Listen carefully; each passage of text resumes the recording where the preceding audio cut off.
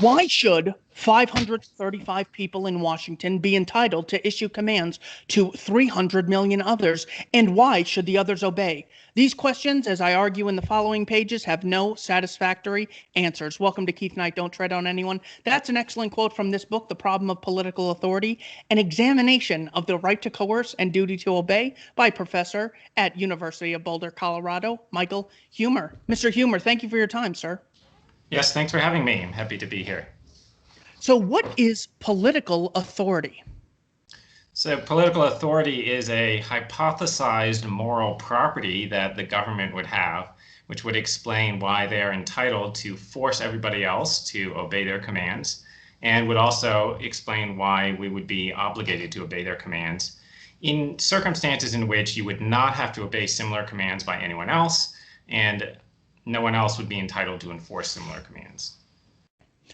Now, we have a number of objections that I've come across in researching your opposition, so to speak. So I'd like to present you with those arguments and let me know if you think any of these justify the existence of political authority or what your response would be. One of the major responses we get is, you, Mr. Huemer, know the laws that exist in society, yet you choose to stay in this very society. Therefore, you consent to it. If you don't like it, please feel free to move. How do you respond? Yeah. I mean, would this argument work for anybody else, right? So, let's say that I just go around to my neighbors and I start just issuing commands to them and then demanding money from them. And let's say I've been doing this for a while. So after I've been doing this for 6 months, I say to all my neighbors, look, you can leave if you don't like what I'm doing to you, right? And since you stayed in this place where you know that I'm exploiting you, that means that you've agreed to be exploited by me. So now you have to do everything I say and you have to pay me money or whatever. It's superficially analogous to if somebody is in your house and you say, hey, we have whatever, follow these rules, otherwise you have to leave, like you have no shoes in the house, right? Take off your shoes, otherwise get out of my house. You can say that. That's okay, but that's okay because it's your house. You can't go over to somebody else's house and then say, hey, you got to take off your shoes, otherwise get out of your house, right? And the government is like the second thing, right? The government has they're just here and they're just saying, you can't reside on your own property unless you agree to obey them, right? That's not legitimate, right? So the difference is that in one situation, it's just some guy showing up to my house. With government, we actually have debates, we have public displays of whose ideas are what, and then we as a society vote expressing our preferences for what the rules should be. Therefore, the existence of voting is equal to us being represented in society, which is an extension of our consent. How would you respond? Yeah, so you mentioned two things that we have debates and discussions where all the different ideas are able to interplay, and then the second thing you mentioned is that we vote, and so you get presumably the majority opinion, right?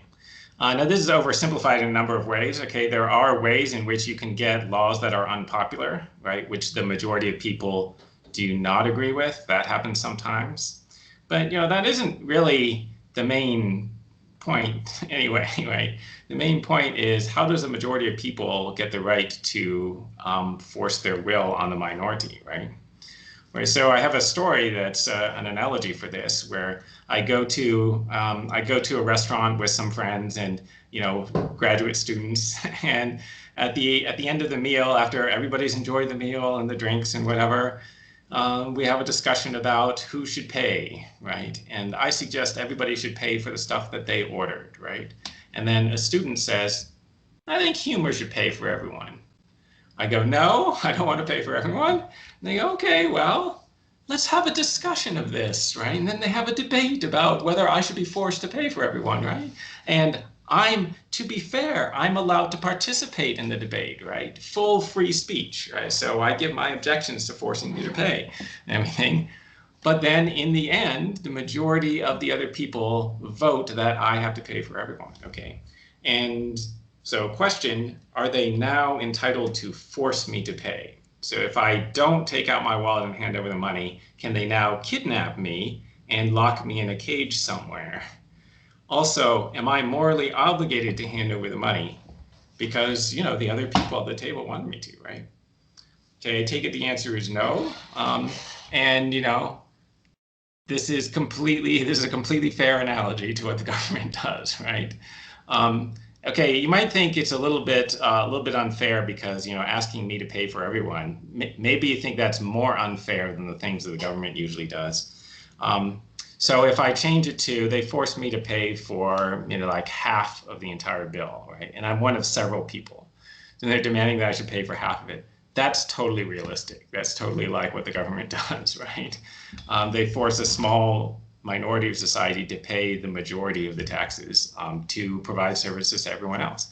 In fact, what it's really like is they want me to pay more than the bill so that I can give kickbacks to the poor students, right, who ordered food but don't have a lot of money. They want money from me, so I pay more than 100% of the bill, and then the extra money goes to the graduate students, right? Okay, and that's like our system.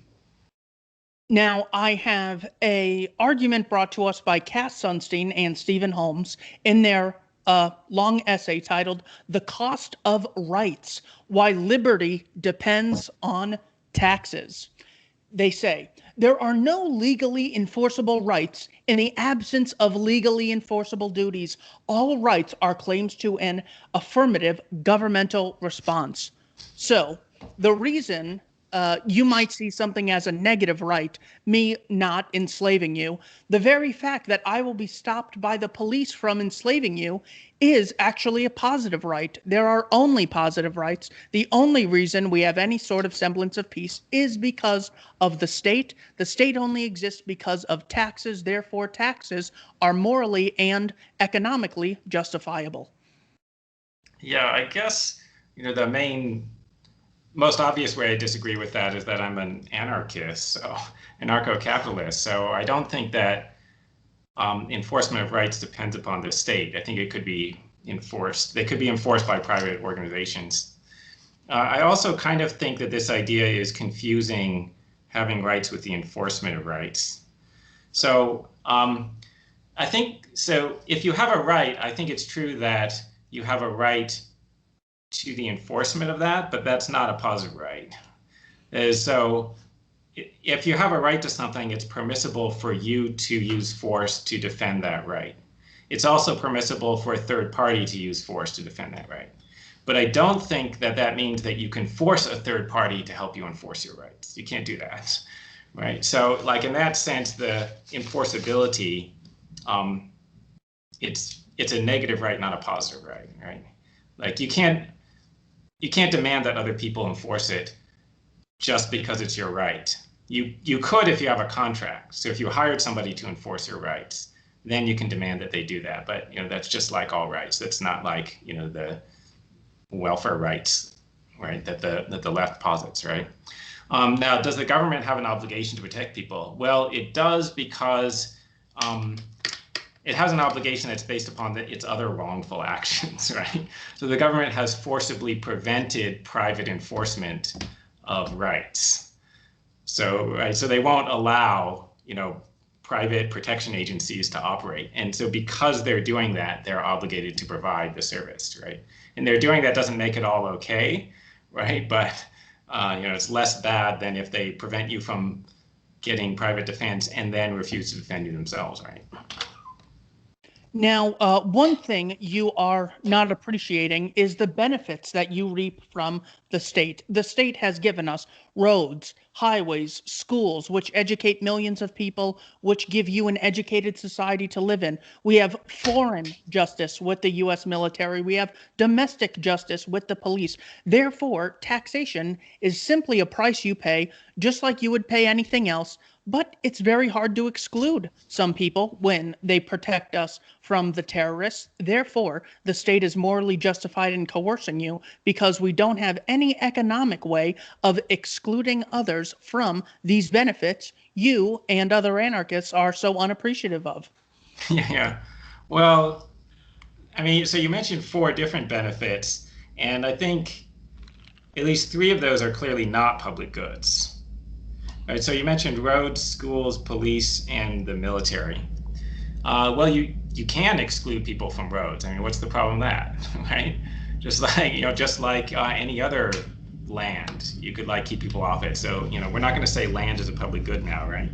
Um, Schools, yeah, you can easily exclude people from schools. So just don't let the students enroll, whatever. In fact, we do that all the time. And police protection. Well, I mean, there are spillover effects, like spillover benefits from police protection, but basically, yeah, you can totally exclude people from that. So the police could say, you have to pay a certain amount of money every month, otherwise you're not protected. And what that would mean is if somebody commits a crime against you, the government doesn't do anything about it.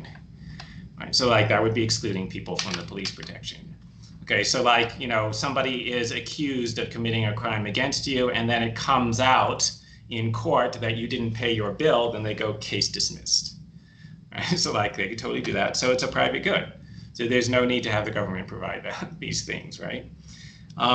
Okay, what about the military? I mean, so some of what the military is doing, I don't want them to do, right? Actually, most of what they're doing.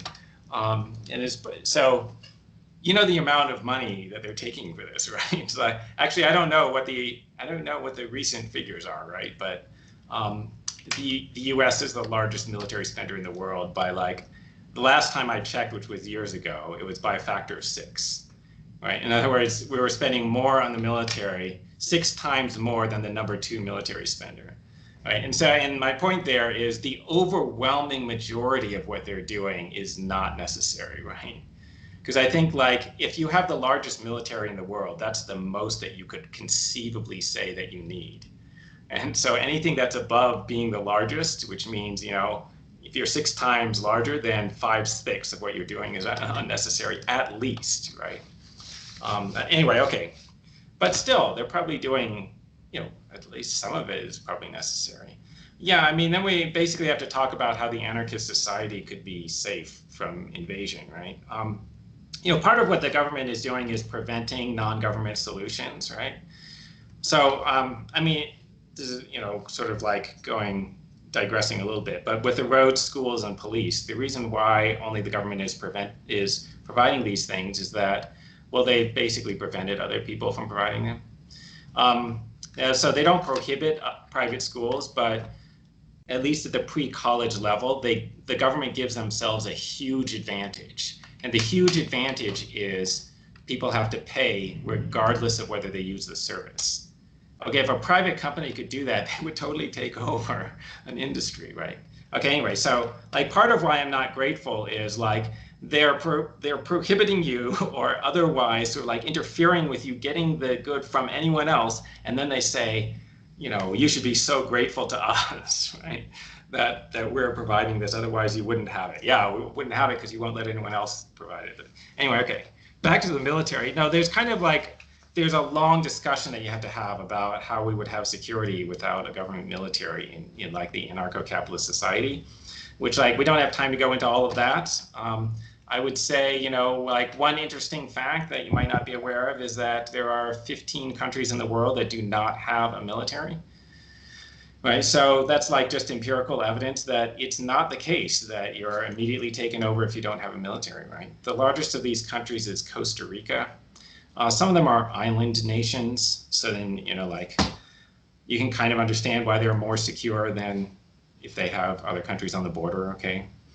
But other things to mention are the effectiveness of guerrilla warfare, right? Like people frequently today, this happens in the gun control debate. People say like private individuals cannot defend themselves against a government. And then you remind them that that has happened multiple times, right? Like very powerful government militaries have been defeated by non-government forces many times in the 20th century. Happened to the United States, in Vietnam. It happened to the Soviet Union in Afghanistan. Happened to the French. It happened to the English. Okay, and I mentioned those because those are the four most militarily powerful nations in world history, and they were all defeated by guerrilla warfare, right? By non-government militaries. Okay, now you don't want that to happen. Like you don't want to have any conflict at all. Okay, so like going into guerrilla warfare is like a last resort, but I'm just pointing out that it's not totally infeasible. Um, anyway, there's a whole chapter about this in The Problem of Political Authority about military defense, which I think people should just read that chapter in its entirety. Now, I am so terrified that the poor will not be taken care of in the absence of a state. Currently, we have the state going to very large extents to make sure that the poor have these things. Whereas if we don't have a state, we might get large portions of our society not taken care of in the marketplace. As much as I like the idea of things being voluntary and peaceful and all that, we have poor people who simply need help and won't have that help in the absence of a state. Therefore, the state is justified on utilitarian grounds. How do you respond? Yeah, okay, good question. I mean, a few things to point out. It's relevant to point out that it's not totally obvious that the government's anti-poverty programs are helping rather than harming. Right? I think there's a non-stupid argument that they might actually be increasing poverty. This is argued by Charles Murray in his famous book, Losing Ground. And what Murray says is, well, government spending on social welfare programs dramatically increased since from the start of the 1960s, and poverty did not go down. And in fact, it looked like maybe got worse, right? And his explanation for this, the theoretical explanation is something like the government poverty programs make it easier in the short term to engage in behaviors that are self-destructive in the long term. Right, so like they soften the cost of doing things like losing your job, dropping out of school, having children out of wedlock. So that the government gives you money when you do that. But in the long term, this is going to stop you from getting ahead in life, right? So like I think it's not at all obvious that the government is helping the problem of poverty, and rather than making it worse. Anyway, the other thing to say is so. Try a thought experiment. Let's say that I'm running a charity that helps the poor. And let's say that I feel like there's not enough voluntary contributions, which is what people say about when I say, hey, if you want to help the poor, just donate to one of these private charities that are helping the poor. Okay, and then people say, yeah, but they're not going to get enough money, right? So let's say that I'm running one of these charities and I feel like I'm not getting enough voluntary contributions. And so I just go out and I start mugging people, right? Like, meet people on the street. I say, you look like you've got some money. And then I point the gun at them. Hand over your money. Don't worry, it's going to the poor. Is this good behavior on my part? Like, I think most people would agree this is not good behavior, right? This does not seem very good. Okay, now, if you're okay with that, so there are some, like if you're a hardcore leftist, you might say, yeah, that's totally fine, do that, right? So if that's your view, then this argument didn't work on you, okay? But most people think, no, you can't do that. Okay, well, if you can't do that, then the government doesn't have any better reason for what it's doing, right? What it's doing is kind of the same thing, so. Now, what we need to also assume is that in the absence of a state, we would have drastic wealth inequality. This would create a terrible imbalance of power where a small group of individuals would have virtual domination in society, leaving us sort of at their whim. They want something to be done. They have all the money and resources, effectively enslaving the rest of us. Does the potential of drastic wealth inequality justify the existence of political authority? Well, I mean, all of that sounded like a very trenchant observation about our society, right? And the group that has total domination is the government. That's what they're called, right? So okay, let's have some group that has total domination over society in order to prevent that same thing from happening is a little bit weird. So I'm not terribly worried about wealth inequality per se. I am more worried about power inequality, right? Which is exactly why there's a problem with having government, because that's just like exactly what it is, right? Now, why am I not worried about wealth inequality per se? Yeah, I don't think that there's any intrinsic value to equality. I think that there's something bad about people who are unable to meet their needs, right? If you can't meet your basic needs, that's bad. But if you can meet your basic needs, but you just don't have as much extra stuff as somebody else has, so what? I don't care. Okay, now I have discussions of this in academic articles, right? I would say that I've proved that equality has no intrinsic value. Okay, but it's kind of take a while and it requires some diagrams to show that, to go through that argument. So I'll just I'll just say dogmatically that I don't think it has intrinsic value. And then you can read my papers on this. What else? Okay, sometimes people worry that, oh, well, yeah, but wealth inequality leads to political inequality, right? Like that's the problem with it. Yeah, but I mean, that's mostly if you have a state, right? And the reason that that's true is that you use your money to buy congressmen or things like that, right? Okay, that is, you find the congressmen who you think are going to serve the interests of your company, and then you donate to their campaigns and stuff like that, right? And then, you find congressmen who you don't like what they're doing, and then you kind of like fund a primary challenger or something like that. Okay, that's why wealth inequality leads to political inequality. Like, I don't see how it happens if you don't have a state. Yes, the best example of this is, someone like Donald Trump. It's like, but we were bugged by him, 10, 20 years ago, but we were never terrified that he was going to start a war, that he was going to steal trillions annually, that he was going to lie us and expand welfare programs. He's drastically expanded the money supply to the point where we're experiencing inflation already. So we actually have a real world example of a billionaire who, while he had power, it was nothing like political power. I think this actually refutes the case almost completely, that we need to worry about market inequality. It's political inequality that really allows people to enforce their evil. I mean, private citizen Henry Kissinger or Chairman Mao, can't imagine they would commit their atrocities if we saw them as equals, more or less. Yeah, that's a great example. Yeah, right. Like, I mean, for all the people who hate Trump, it's a great example, right? Because they were nowhere near as upset or as worried, nor should they be, when he was just a realtor, just a real estate developer. Yeah, in the predatory, evil, dog eat dog private sector. Now he serves us and only acts when we vote for him to do so. It's the opposite of what they tell us. Okay, back to me being the devil's advocate. Corporations need regulation. If not for this regulation, people in very high positions of power would simply wreck the environment. They have no incentive. They wouldn't protect their employees who have much less wealth and are sort of at the mercy of their employer. And nor would consumers be protected using a saw that could cut your hand off. You could lose a finger.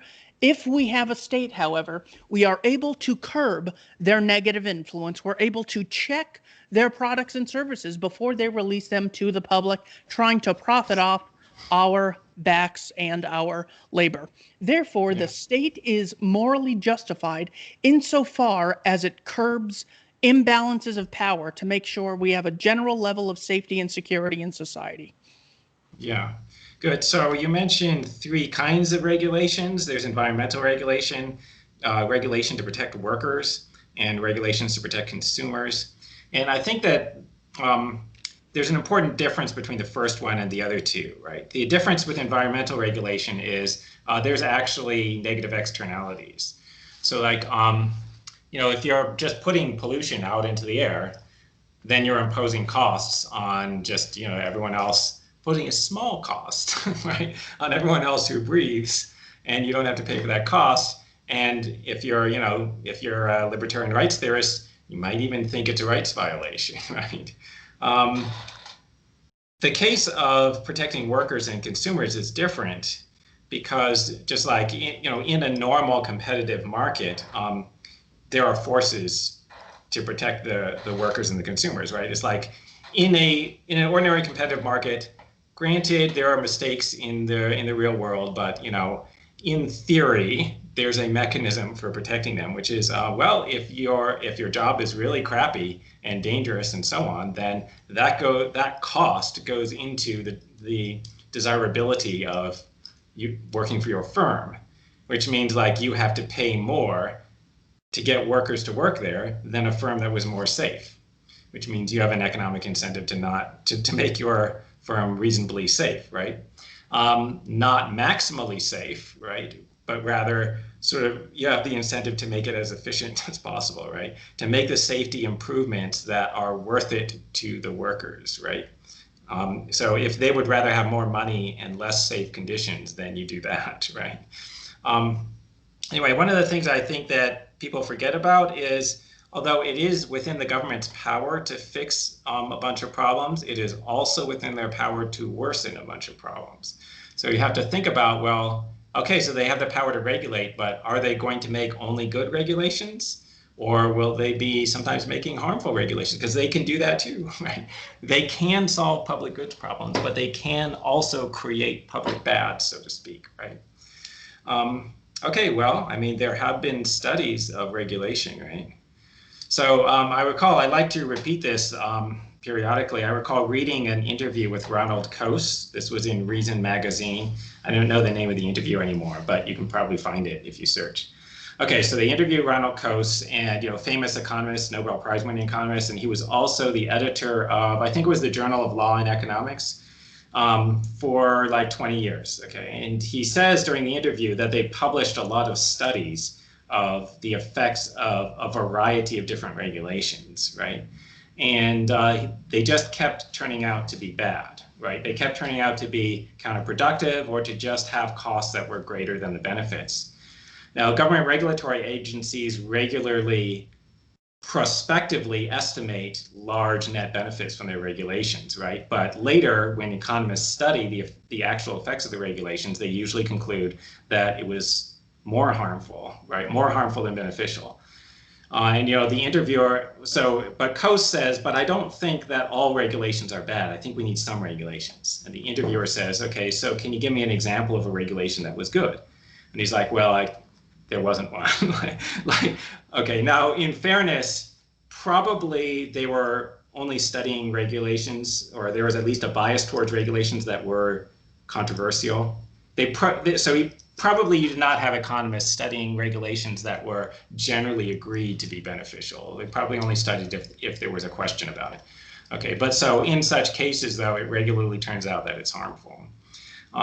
There are a lot of studies of individual regulations. There's like a few articles in economics about kind of regulation in general, trying to estimate the costs, and you get very large net costs. Okay, so there was one article that estimated that it might have, actually now I've forgotten what the number was. It was estimating that it had reduced GDP growth by either 1% or 2% or something per year, and the result of that over the last 50 years is just a huge cost, right? Like tens of trillions of dollars. Okay.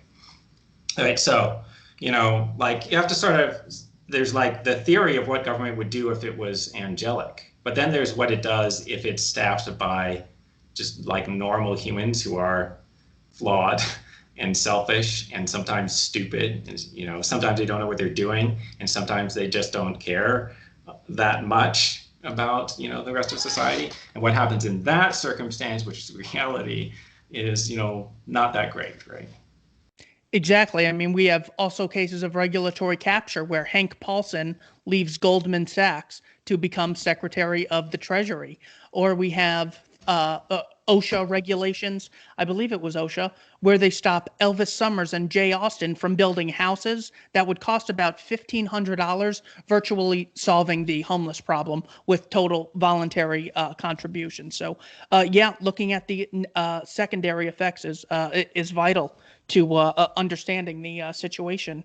Now, if we have no state, there will be no final arbiter in disputes that will arise in society.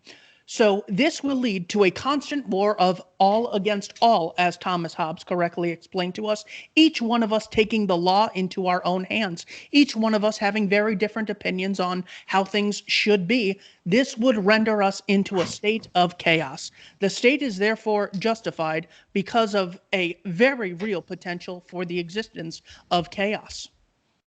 Yeah, okay, good. So the famous sort of Hobbesian argument, right, which might be the most popular argument for the government. I mean, basically, the anarcho-capitalist view is we need to privatize the functions of the police and the courts, not that we need to get rid of them, right? And so, like, I think there's a problem that people don't know what the anarcho-capitalist theory is. As soon as they hear that you're an anarchist, they think that you have this completely idiotic view, right? That like there should be no institutions and just everybody does anything at any time. Like that's not anybody's view, right? It's that you can privatize these functions, all right? And by the way, like how anarchy would go depends a lot on how it comes about. So if the government just disappeared like that today, with everything else the way that it is, then there would be chaos in the streets the next day, right? But there are possible transitions that would make it go smoothly, right? So the government could start outsourcing, so to speak, right? That is, there are government police patrolling a lot of areas. They could start outsourcing that to private companies, like private security guards could start patrolling. And the people who are living in a particular small area, like an apartment building or a neighborhood of houses, they could decide which among many competing security agencies they want to be patrolling their area. Okay, so like this could start, this could start and spread gradually, and then eventually it could be that all or almost all of the police are private security guards, right? And if this happens, I don't see the chaos breaking out, right? Okay, and then you worry about the resolution of disputes, right? We still need the government to resolve disputes or like assess guilt or innocence of accused criminals. And no, they can outsource that too, actually. Right? There are private arbitration companies right now, and the government courts could start referring more and more cases to private arbitration, right? And just say, okay, we don't want to hear this. Here's a list of arbitrators in your area. You guys pick an arbitrator, right? They could do that, and then the court system could gradually shrink. And if that's the way it comes, if that's the way that the abolition of government comes about, I don't see, sudden chaos coming about. Now, I'm curious about what you think of the mindset of the person who asks a question like this, because I don't think they're really asking what, they say when they say something to the extent of, who will provide roads, courts, police, and military? How will this get done? And who will provide it? Well, I mean, what are they thinking? They're thinking like they have no idea what the anarchist is thinking, right? So, you see a bunch of stuff that's provided by the government, and then somebody says, let's get rid of the government. And then like the first kind of like the simplest reaction you could have is, well, then everything the government is doing won't be done, right? I mean, there's a certain sort of like obvious logic to that. And then, if you just didn't think the next step, right? The next thing that you should think is this person who is calling himself an anarchist does not seem retarded. And he also doesn't seem insane. So he probably doesn't actually think the ridiculous thing that I just thought he was thinking, right? Like you should think that. But anyway, but actually, I mean, this is very common that people don't try to think what the other person's view might be, right? Like, okay, we must have some story about how this gets provided. Okay, but maybe then they're thinking, okay, but what's the story about how it's provided? Like, okay, now, I mean, it's not that hard to think of it though. Like, I mean, surely, especially if you know the person's a libertarian, surely they're going to say the market can provide it. Now, I think there is some question, like, so for some goods, there is a serious question about how the market provides it. So, when you have public goods, I think, there's a question about whether we can provide them. The roads are a little bit hard to provide, right? I mean, it's a little bit hard because like it's hard to get adequate competition, right? Like, I don't know, where like, you're going to have like 5 roads stacked on top of each other by different companies or something? Not sure, like, or next to each other.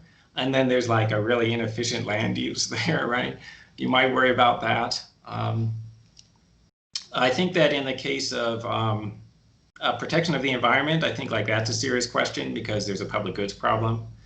And so like, yeah, we will not get the optimal amount of environmental protection. Like, I think that's just true. And we are still going to have global warming. That's going to keep happening. Okay. However, I would remind everyone that we're getting that anyway.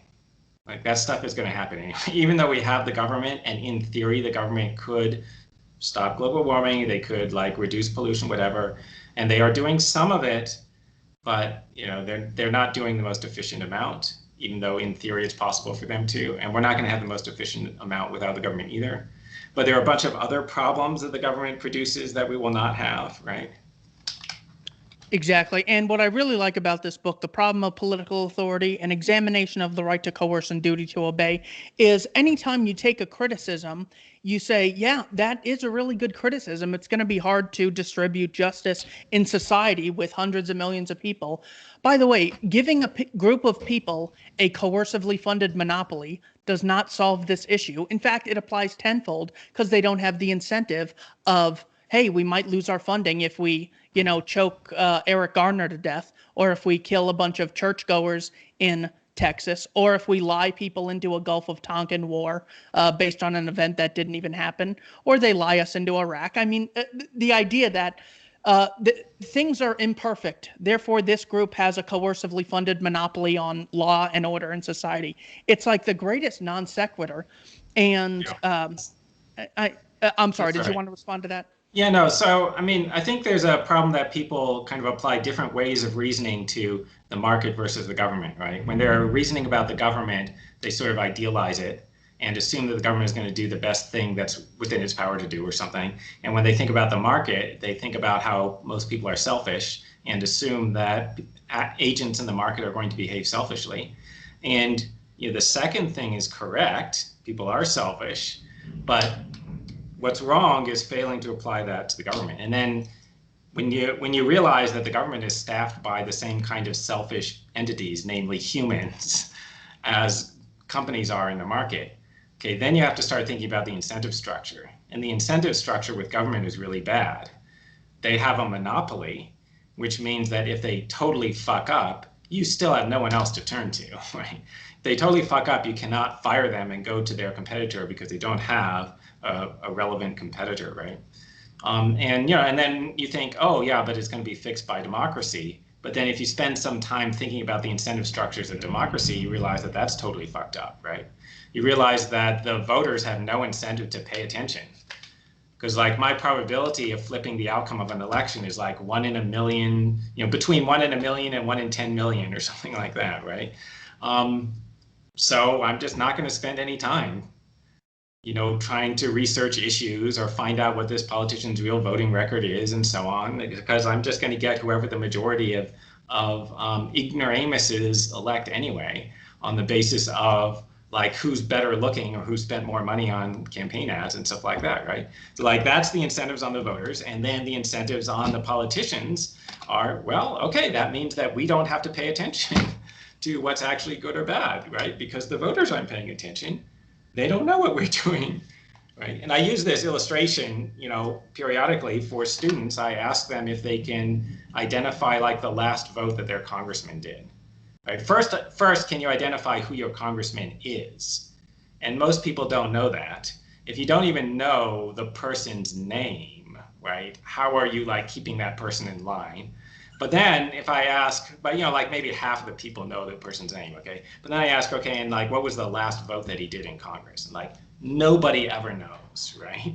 Unless you ask this right after a really famous vote, right? Like the impeachment vote. If I asked right after the impeachment on Trump vote, then a substantial number of people would know how their congressman voted. But other than that, in the ordinary course of events, people have no idea what the person is doing, which means there's no incentive for the congressman to be careful that they're serving the interest of their constituents. What would you say is the principal difference between a state making laws that citizens need to follow or they get punished versus a homeowners association which has For example, a no drinking alcohol policy. Oh, okay, so let's just use that. What is the difference between the American president outlawing alcohol and prohibition versus an HOA outlawing alcohol in their neighborhood? Is it just size? Yeah, I mean, well, I assume we should be talking about the legislature outlawing alcohol or whatever. Yeah. Um, yeah, what's the difference? So, I mean, there are two important differences between government and market provision of whatever, of a product or whatever. The differences are voluntariness versus coercion and competition versus monopoly. Okay, so with the homeowners association, you have an actual contract, right? Not the fictional contract like the social contract, but like an actual literal contract where there's a piece of paper that says the terms and there's your signature on the bottom of it. That's what I mean by a contract, not like somebody just said you have to agree to this or get out of your own house. Okay, so with the government, you don't have a contract, right? You didn't agree. You were just born into it, and then they just say you have to have us, like you have to obey us or else. And then there's the difference of competition, which is there's more than one homeowners association, and there's only one government. Right now, that's like you might say, well, not exactly, because you can move to another country to get another government. And also, like you could move to another neighborhood to get a different HOA. Okay.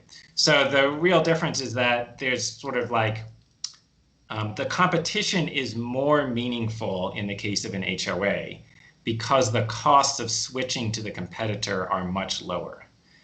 There are costs, right? There are significant costs of if you don't like your HOA and you want to get a different one, there are significant costs. Like if you're a homeowner, you have to sell your home and there are big transaction costs. So, okay, that's true. So for that reason, HOAs can kind of screw up a fair amount, right?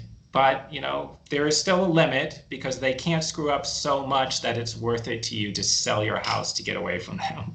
Okay.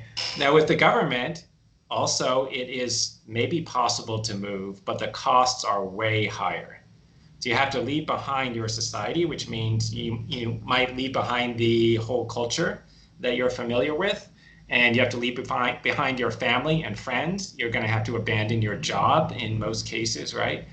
Furthermore, you may not even be legally able to move, right? Because all or almost all countries in the world have immigration restrictions. And so you have to try to find a country that will let you in. And there may not be any country that doesn't have a tyrannical government that will let you in, right? So, right, so it's just that there's a lot less competition among governments.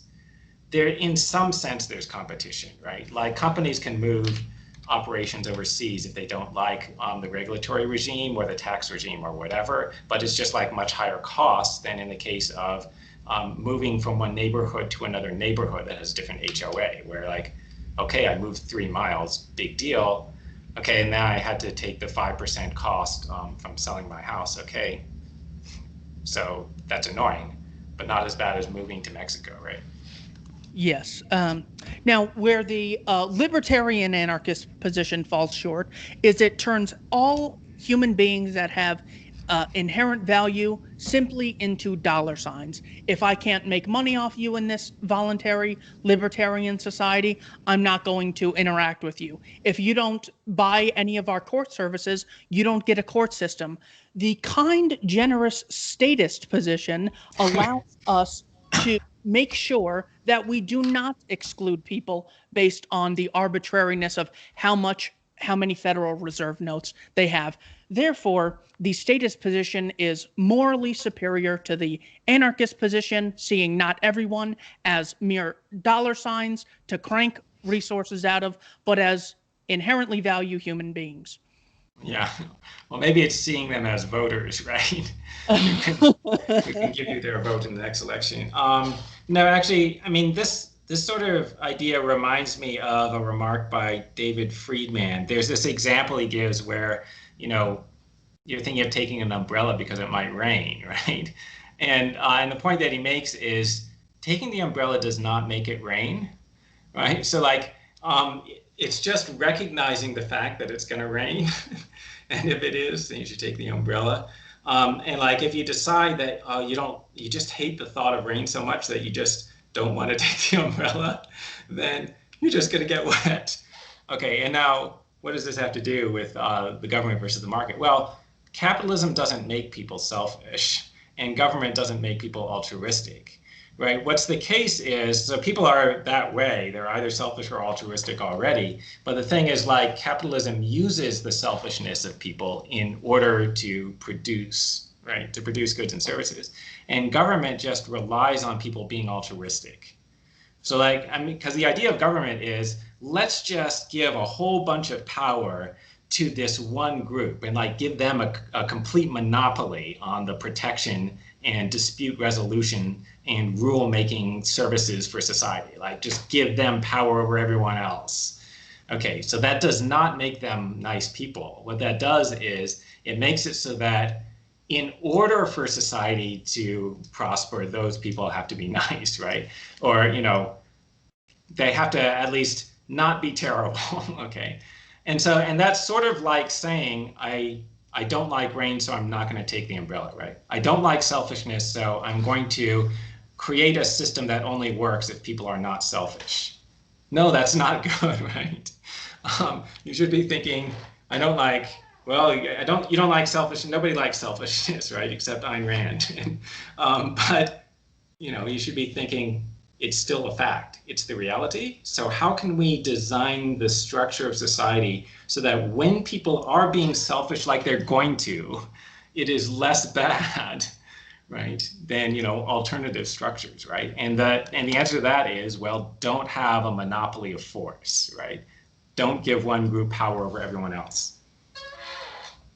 Now, I am very much convinced by your arguments, but I am so terrified of the state not being there to protect me. I have not seen cases of this working historically. Therefore, I'm going to reject it on grounds that we first need to see it actually working before we can embrace this philosophical ideology. So your thesis is illegitimate because no previous examples have existed.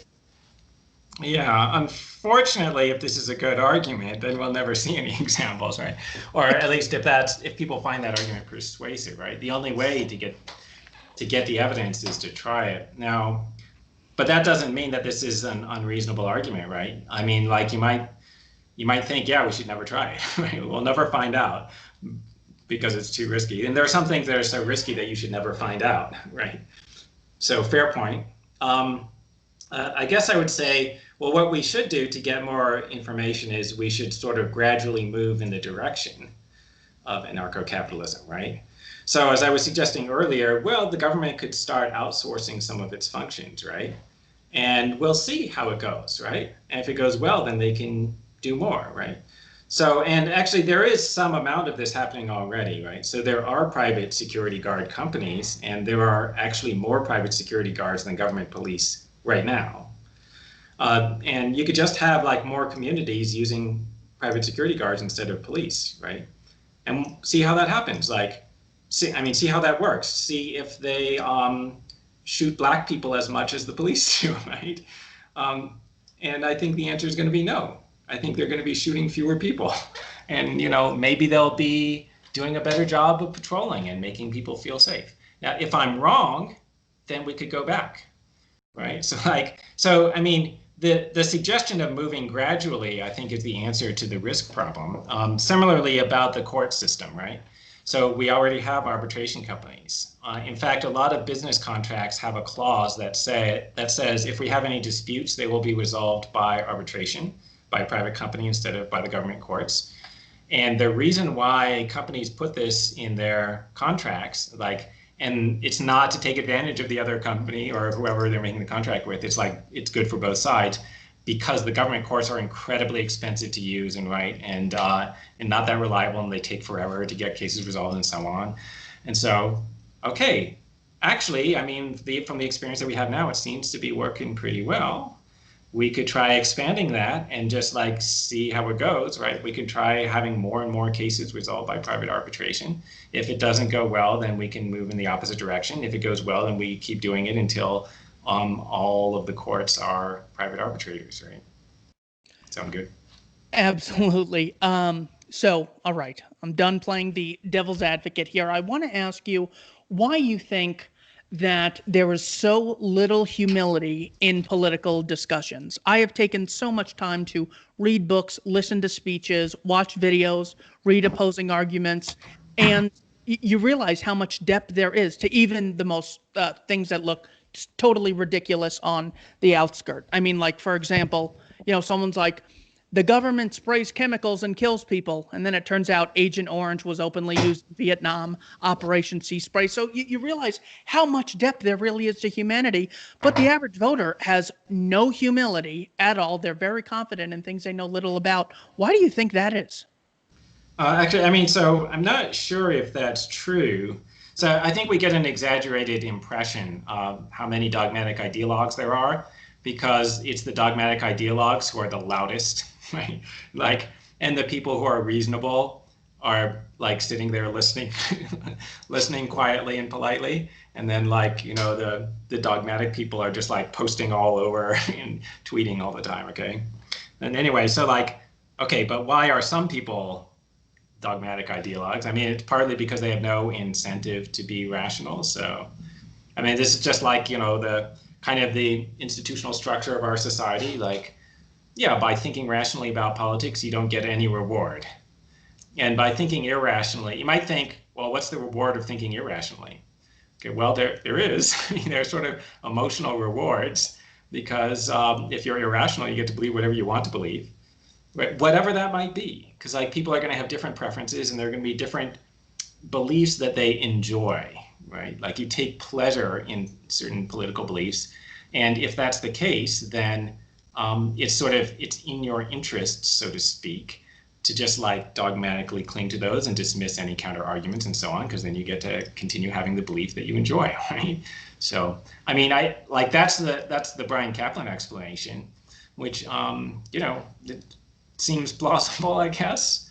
Other things you can say like, well, what about evolutionary psychology? Like, yeah, I mean, most of the time, it's good to think rationally, like about things that pertain to your survival and reproduction.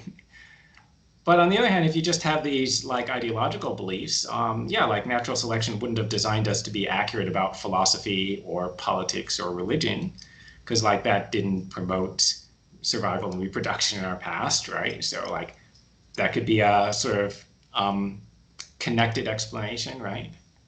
So Now, you have a great chapter in this book titled The Psychology of Authority. So you first, have, that opening quote of, why is it okay that we have such different standards for this group called the state?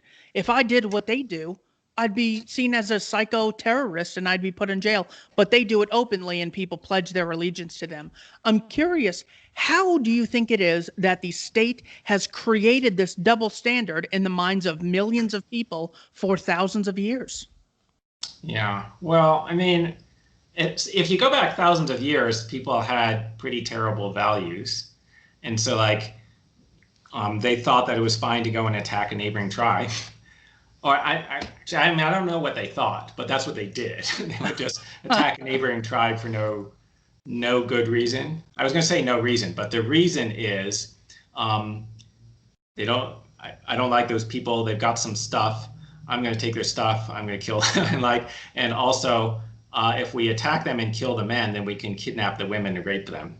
Right? And the reason why the explanation for why people would do that is evolutionary, right? Because people who did that left behind more offspring and so. Okay, anyway, that was like, so whatever values people had, it didn't stop them from doing that. So they must have had terrible values. And that's when the state arose, right? In the period when people had terrible values. And people's values have gotten better over time. But like once the state gets established, it's hard to get rid of it. So like that's part of what's happened. Also part of what's happened is this huge status quo bias. So the way that things are going in your society, you just have this kind of natural tendency to assume that that's the way things are supposed to go, right? And the state is just like a very big prominent aspect of our society, right? It's like our tradition. And so you just think, oh, okay, so that must be okay, right? And most people they don't question the really big obvious aspects of how their society works. They question things that are sort of question things that are new, like some new law gets passed and they think, is that a really good idea? And things that other people are talking about, you question whether it's good or bad. But if something's just been going on for thousands of years, it's like there's not that many people who will question it. Other things the government does. I mean, it's kind of in your self-interest to believe that government is legitimate. If you start disobeying the government, then they come and do nasty things to you. So, like, in a way, you have an interest in believing that you have to obey them. Now, of course, you could just believe that you're obeying them out of fear, right? Which is what I believe, right? I believe that we're basically obeying the government because we're afraid of them, because they're going to fuck us up if we don't obey them. But that's not a very pleasant belief. So what's more pleasant is to believe that we're doing our duty, right? Like when we give them the money that they demand and we obey their rules and so on, we're doing our duty. And that feels a lot better than I've been extorted, okay? I think the truth is you've been extorted, but there's this kind of cognitive dissonance, right? Where you want to believe the positive thing about yourself. And we also definitely see this sort of psychological missing out or not being part of the cool, popular uh, people, because it's so hard to explain all these concepts. And if it's at the cost of you looking like an idiot, well, you know what? You're probably just going to lie and say, yeah, I'll vote after I watch the presidential debates. Because the anarchist conversation is so in depth. I mean, really good looking woman walked up to me and asked me to sign this thing, and I just paused for like 10 seconds. I'm like, well, what am I gonna do?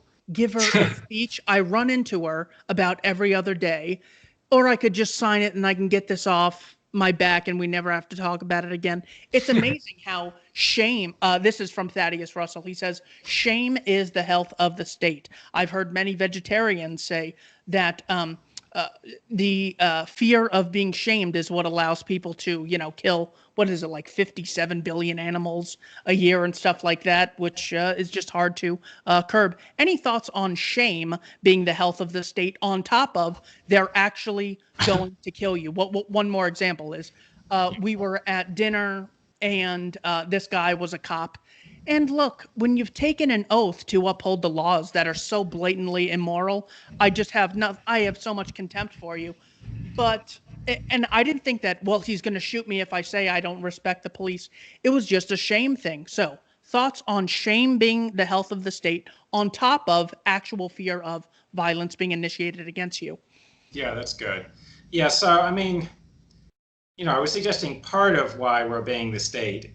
A big part is we're afraid of what they're going to do to us, but also we're kind of like afraid of what our fellow members of society are going to think of us, right? And if you start acting weird, then they're just going to like start avoiding you, and they're going to think that you're a weirdo, and so on. You won't have friends, and you won't get dates and whatever. Yeah, I think there's just like an innate tendency in human beings to try to fit in with the rest of society. And that's just because like this whole thing of us being social animals, right? Our whole way of life involves interacting with each other. And so like it's super important that other people have good opinions of you and they want to cooperate with you.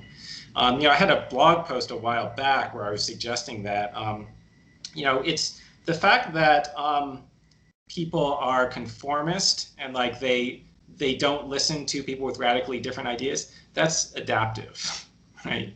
Because I mean, it's adaptive in one obvious way, which is if you align yourself with the minority, then you're likely to not be so successful. And a way to align yourself with the majority is to adopt the beliefs that the majority have, right? So that's adaptive behavior. But also another thing is most of the nonconformists are crazy. That is, most of the time when you hear an idea that's radically different from what most people believe, it's also radically wrong. Right? And the reason for that is, well, like there's just so many crazy ideas. There's so many ways to go wrong, right?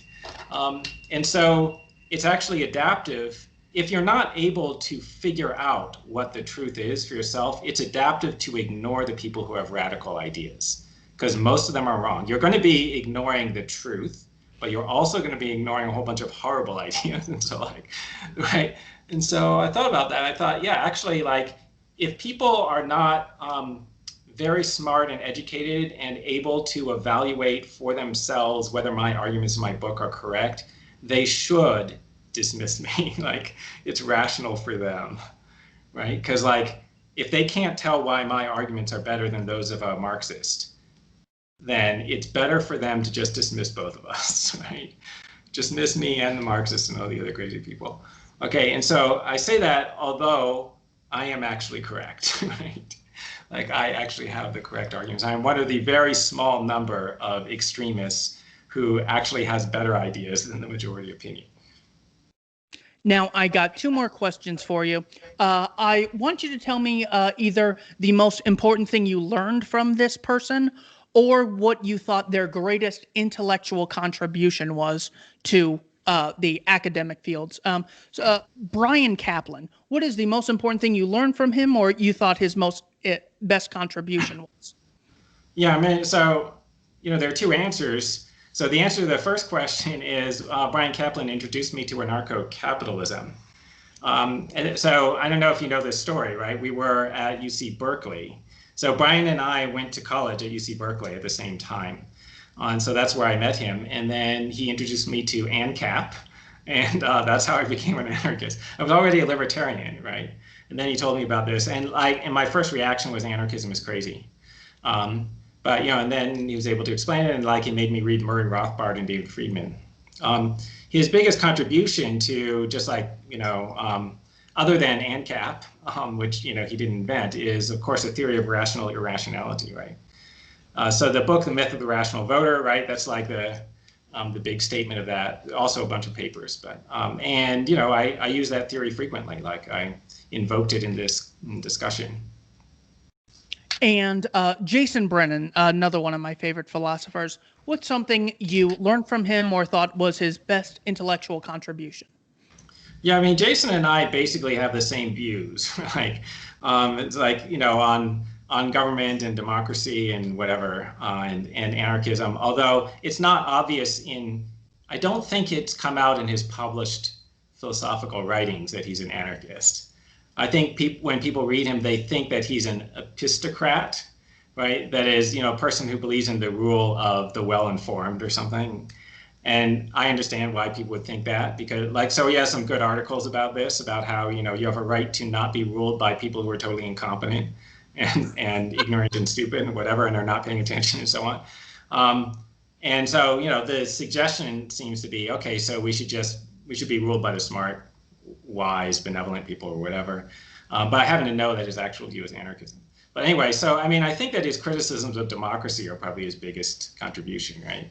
And just, pointing out, I mean, it's well known how democracy is screwed up. And it's well known among people who look into that sort of thing, not among the general public who have totally incorrect views about democracy. But, besides explaining the problems with incentives, right? I think just explaining how it's totally immoral, right? The system that we have is immoral because you're under the power, just without even being a libertarian, right? You can see that there's something wrong with you being under the power of these people who don't know what the hell they're doing and don't care, right? Like all of these voters don't care. They're not doing research. They don't know what the issues are, right? They're just taking some tweets that they heard or whatever and voting on the basis of who's good looking or stuff like that. Yeah. Absolutely. Hey, Mr. Huemer, thank you so much for your time. Again, the book is The Problem of Political Authority, an examination of the right to coerce and the duty to obey. Please check it out. And thank you, everyone, for watching Keep Night, Don't Tread on Anyone. All right. Thanks for having me.